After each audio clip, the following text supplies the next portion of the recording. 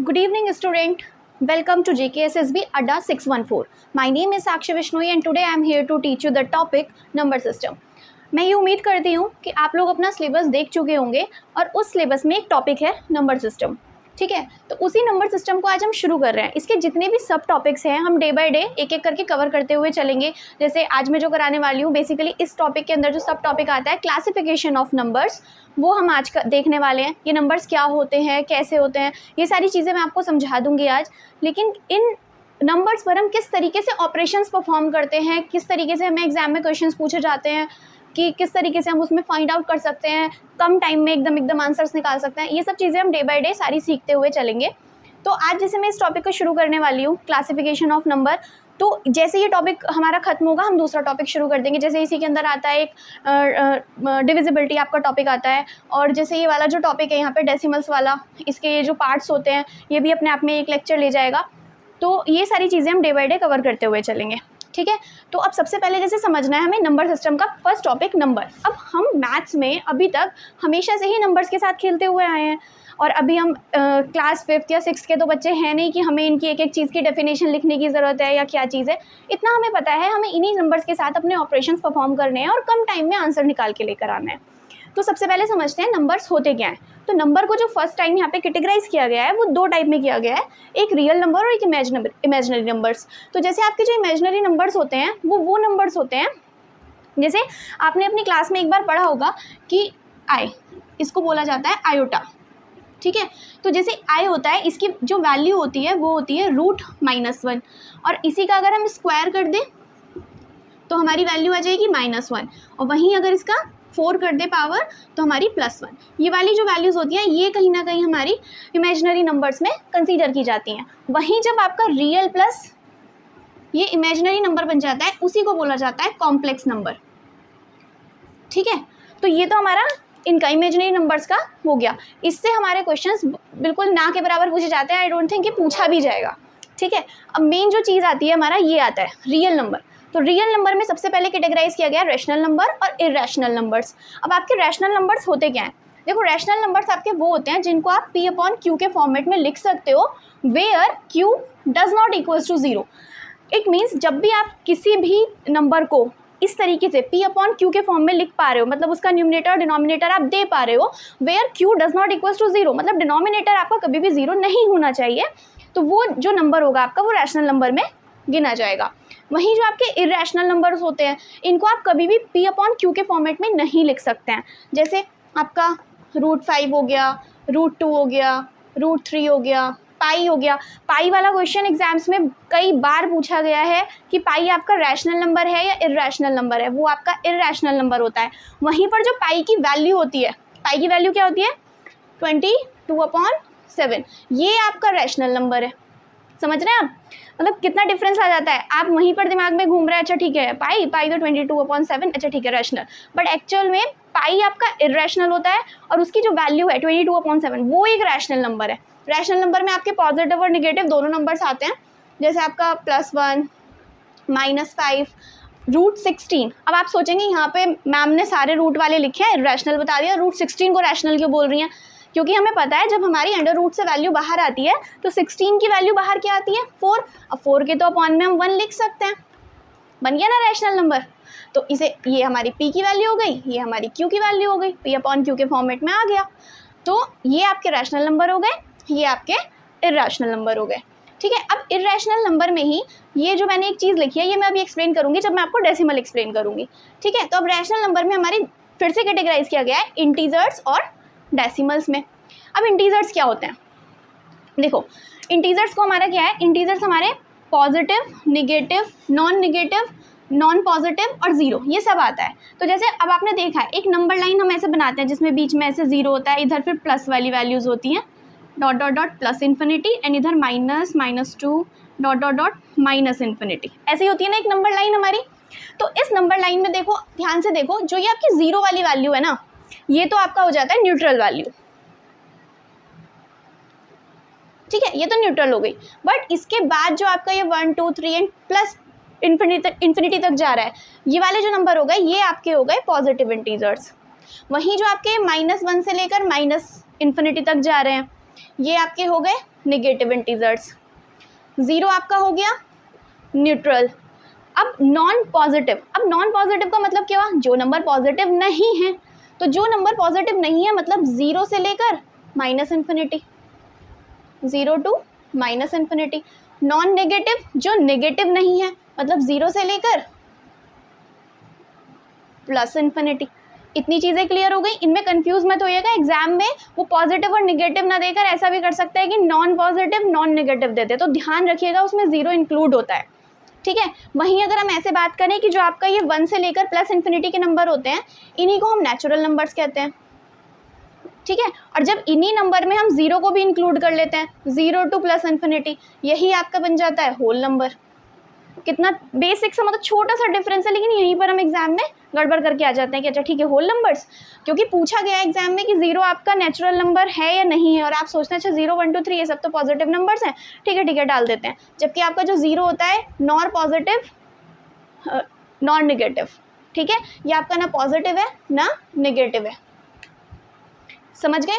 तो ये हमारा न्यूट्रल हो गया, यहाँ तक हमारे खत्म हो गए। अब बात आ जाती है डेसिमल्स की। डेसिमल्स क्या होते हैं आपके, तो डेसिमल्स में क्या होता है कि हमारे 2 टाइप की डेसिमल है, मतलब एक तो टर्मिनेटिंग होगी, एक नॉन टर्मिनेटिंग होगी। अब ये मैं बोल क्या रही हूँ, टर्मिनेटिंग और नॉन टर्मिनेटिंग।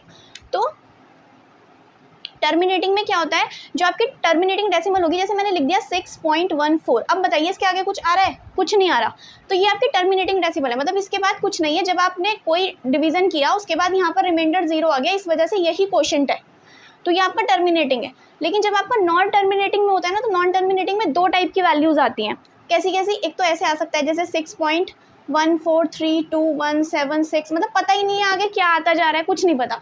तो ये वाला जो नंबर होता है ना आपका, यही होता है non terminating non repeating decimal, ठीक है।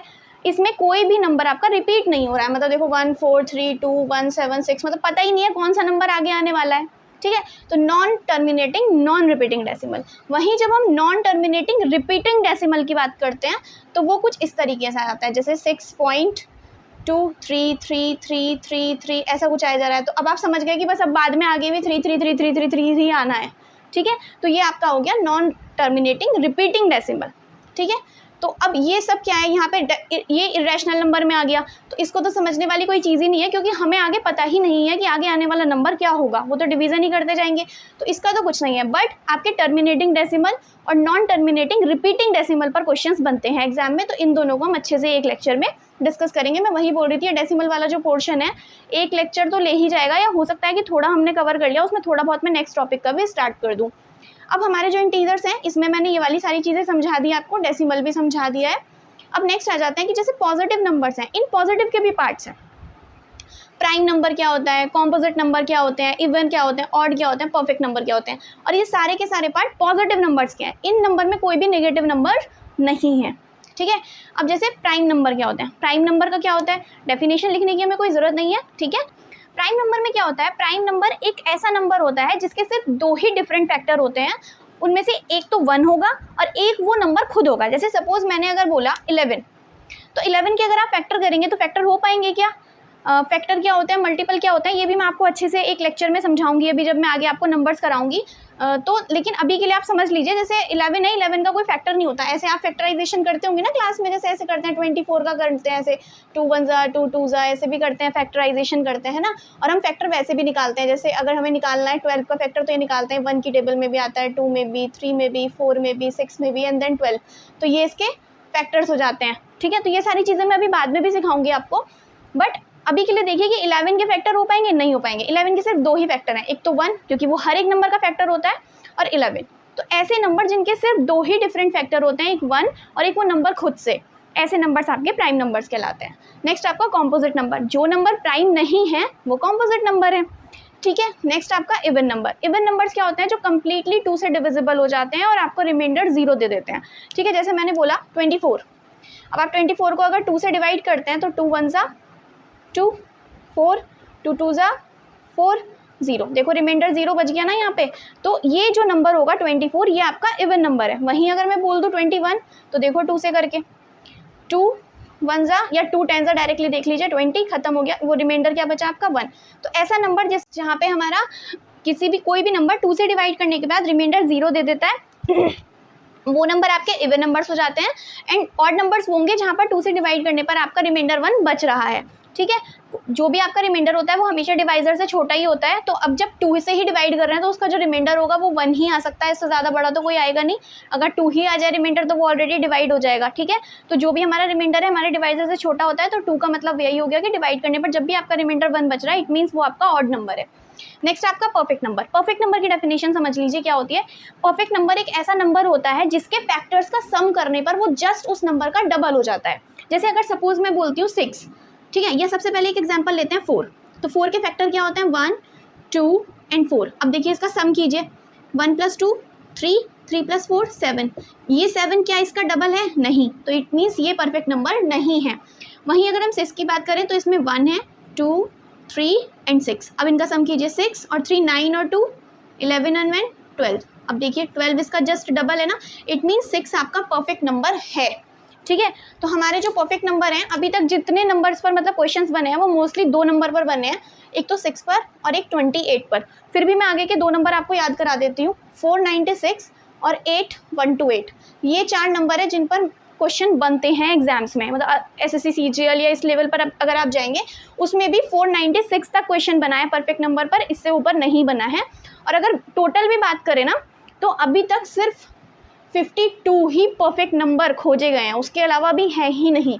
ठीक है, तो परफेक्ट नंबर जो है वो आपके सिर्फ 52 ही है अभी तक, जिसमें से 6 और 28 पर जनरली क्वेश्चंस पूछे जाते हैं। लेकिन अगर आप थोड़ा हाई लेवल एग्जाम पर चले जाते हैं CDS या इस तरीके के से CGL वगैरह में, तो उसमें 496 पर भी क्वेश्चन पूछा गया है, बट 8128 पर आज तक नहीं पूछा गया। फिर भी एक नंबर हम अपना एडवांस में लेके चलते हैं कि पॉसिबिलिटीज़ हैं क्वेश्चन अगर आ जाए तो। नेक्स्ट हमारा ये भी कंप्लीट हो गया। अब प्राइम नंबर को भी 2 हिस्सों में डिवाइड किया गया है। एक आ जाता है आपका को प्राइम नंबर और एक आ जाता है आपका ट्विन प्राइम नंबर। इन दोनों में क्या डिफरेंस होता है? देखो, को प्राइम नंबर ऐसे कोई से भी 2 मतलब नंबर हो सकते हैं जिनके बीच का मतलब उन दोनों का जो HCF होगा वो 1 होगा।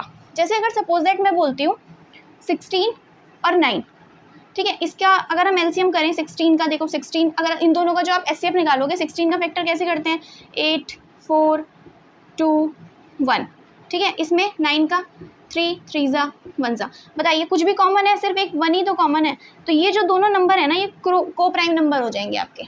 ठीक है, जैसे अगर मैं ऐसे करके देखते हैं, अगर जैसे 12 है तो 12 के 2 फैक्टर होते हैं 4 और 3, ये दोनों हमेशा को प्राइम है एक दूसरे के।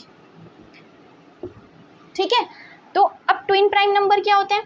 ट्विन प्राइम नंबर ऐसे 2 प्राइम नंबर होते हैं। मेरी बात ध्यान से समझने की कोशिश कीजिए। जब मैंने को प्राइम की डेफिनेशन बोली तो ये मैंने बोला है कोई भी 2 नंबर, ठीक है, कोई भी ऐसे 2 नंबर जिनका HCF 1 होता है। जैसे अभी देखिए 16, यहाँ पे मैंने एग्जाम्पल के लिए 16 लिया और 9 लिया, ना तो ये प्राइम नंबर है ना ये प्राइम नंबर है। फिर भी एक ले लेते हैं कि 16 ले लूँ और 11 ले लूँ, तो इसके तो यही फैक्टर आ जाएंगे 16 के, 11 का 1 और 11 आएगा। फिर भी देखो 1 ही कॉमन है, तो 11 और 16 भी को प्राइम नंबर हैं। तो इस बात का हमेशा ध्यान रखिए कि को प्राइम नंबर में कोई भी 2 नंबर हो सकते हैं जिनका HCF 1 होता है, बट ट्विन प्राइम नंबर में ऐसे 2 प्राइम नंबर जिनके बीच का डिफरेंस 2 होता है। जैसे देखो 5 भी और 7 भी दोनों प्राइम नंबर है और दोनों के बीच का डिफरेंस भी 2 होता है। तो ऐसे 2 प्राइम नंबर जिनके बीच का डिफरेंस 2 होता है उन्हें ट्विन प्राइम नंबर कहते हैं।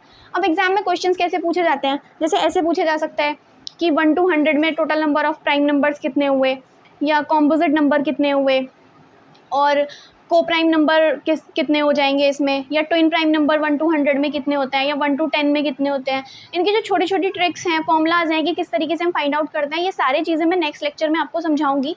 सारी चीज़ें किस तरीके से होती हैं। मोस्टली क्वेश्चन आपका जैसे ट्विन प्राइम नंबर पे आ सकता है, को प्राइम पर, कॉम्पोजिट पर, एंड देन 0 को पूछा जा सकता है कि वो पॉजिटिव है या नेगेटिव है। परफेक्ट नंबर्स पर पूछा जाता है। रियल नंबर में ये रैशनल नंबर और ये पाई बहुत इंपॉर्टेंट है, इस पर पूछा जाता है। और ये जो डेसिमल है ये तो पूरा टॉपिक ही इंपॉर्टेंट है, क्योंकि इसके जो टर्मिनेटिंग डेसिमल हो गया, नॉन टर्मिनेटिंग रिपीटिंग डेसिमल हो गया, इन दोनों पर क्वेश्चंस बहुत ज़्यादा आते हैं। किस तरीके से उन्हें चेंज किया जाता है, जैसे आपकी जो ये नॉन टर्मिनेटिंग रिपीटिंग डेसिमल होता है इसको किस तरीके से हम फ्रैक्शन में कन्वर्ट कर सकते हैं। मतलब अगर सपोज मैं आपसे ऐसे बोल दूँ 3.24, तो इसको तो आप आसानी से कर लोगे, पॉइंट हटाओगे, नीचे 2 0 बढ़ाओगे, अच्छा ठीक है ये फ्रैक्शन बन गया, सिंपलेस्ट फॉर्म में लेकर आ सकते हो। बट अगर मैं ऐसा कुछ लिख दूँ 3.33333, कैसे लेकर आएंगे इसको फ्रैक्शन में? तो ट्रिक्स होती हैं किस तरीके से हम इसको सॉल्व करेंगे, ये सारी चीज़ें हम नेक्स्ट लेक्चर में सीखेंगे। अभी कुछ इसमें कोई भी अगर आपको कुछ भी डाउट आएगा तो वो आप लोग कमेंट बॉक्स में ड्रॉप कर सकते हैं। मैं वहाँ से चेक कर लूँगी। और उसके अलावा भी सर ने टेलीग्राम चैनल बनाया हुआ है, सर उस चीज़ के लिए आपको डिस्कस कर देंगे कि जो भी डाउट्स वगैरह हैं वो आपको वहाँ डालने हैं या कुछ और डिसीजंस ले सकते हैं हम लोग, तो वो सारी चीज़ें बाद में डिस्कस करेंगे। आज के लिए यही टॉपिक है। अभी कल को हम इन सब चीज़ों के बारे में, इनके क्वेश्चंस के बारे में देखेंगे किस तरीके से आगे सॉल्व कर सकते हैं। चलिए आज के लिए थैंक यू। अच्छे से पढ़िए, अच्छे से शुरुआत कीजिए। जिस एनर्जी के साथ शुरू कर रहे हैं उसी एनर्जी के साथ एंड कीजिए। अच्छा करेंगे हम लोग, मिलके अच्छा करेंगे और जॉब लेकर ही रहेंगे, ठीक है। All the very best, thank you so much.